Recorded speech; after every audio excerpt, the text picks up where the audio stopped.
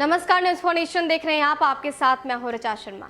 बिहार में मानसून की सक्रियता में कमी आई है और इसका सीधा असर दिख रहा है। बिहार के कई ऐसे बाढ़ग्रस्त इलाके हैं जहां पर बाढ़ का पानी अब धीरे धीरे करके कम होने लगा है। बाढ़ का कहर सिर्फ इलाके में नहीं दिख रहा था, बल्कि इसका सीधा असर ट्रेनों के परिचालन पर भी था। और अब कहीं ना कहीं राहत की खबर इसलिए भी है कि कई ऐसे रेलखंड हैं, कई ऐसे रेलवे ट्रैक है जहां पर ट्रेनों का परिचालन फिर से शुरू किया जा रहा है। इसी बीच समस्तीपुर दरभंगा रेलवे रूट को 29 दिन बाद फिर से शुरू करने की कोशिश की जा रही है और आज से यहां पर ट्रेनों का परिचालन भी शुरू कर दिया जाएगा। आपको बताते हैं कि कौन कौन से ट्रेनें हैं जो इस रूट से होकर गुजरती। बिहार में समस्तीपुर दरभंगा रेलवे लाइन पर 29 दिन बाद ट्रेनों का परिचालन शुरू कर दिया गया है। समस्तीपुर रेल मंडल के हायाघाट रेलवे पुल तक बाढ़ का पानी आने की वजह से ट्रेनों का परिचालन बंद कर दिया गया था। अब बाढ़ का पानी कम होने के बाद रेलवे सेवा बहाल की गई।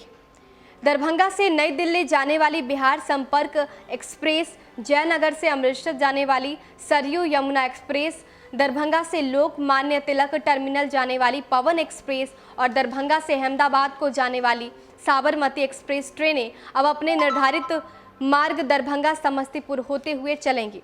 रेलवे के अनुसार बागमती नदी में आए बाढ़ के पानी में कमी होने के बाद 21 अगस्त को दिन में लाइट इंजन और मालगाड़ियों का परिचालन करके ट्रायल किया गया। इसके बाद यात्री सेवा बहाल करते हुए ट्रेनों के परिचालन को हरी झंडी दे दी गई।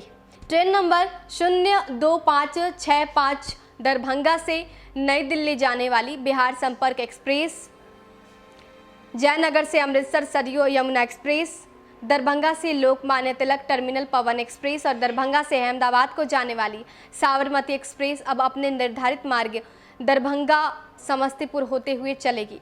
आपको बता दें कि 24 जुलाई को समस्तीपुर दरभंगा रेलखंड में हायाघाट स्टेशन के पास पुल संख्या 16 पर बाढ़ का पानी आने के बाद से समस्तीपुर दरभंगा रेल मार्ग पर ट्रेन सर्विस रोक दी गई थी। समस्तीपुर रेल मंडल के हायाघाट में बागमती नदी के जलस्तर में कमी आई तो अब 29 दिन बाद 22 अगस्त से इस रूट की सभी ट्रेनों का परिचालन नियमित किया गया है। बिहार में अभी लगभग 9 प्रखंडों के करीब 60,000 परिवार बाढ़ से प्रभावित हैं। समस्तीपुर जिले में बागमती, कोसी, करेह और बूढ़ी गंडक, नून नदी समेत छोटी नदियां भी कहर बरपा रही है। जलस्तर कम होने के बावजूद ये सभी नदियां खतरे के निशान से ऊपर बह रही हैं। इसके साथ ही बाढ़ प्रभावित इलाकों का दायरा भी बढ़ रहा है। ये प्रलयकारी बाढ़ से 136 गांव के 2,70,000 से अधिक लोग प्रभावित हुए हैं।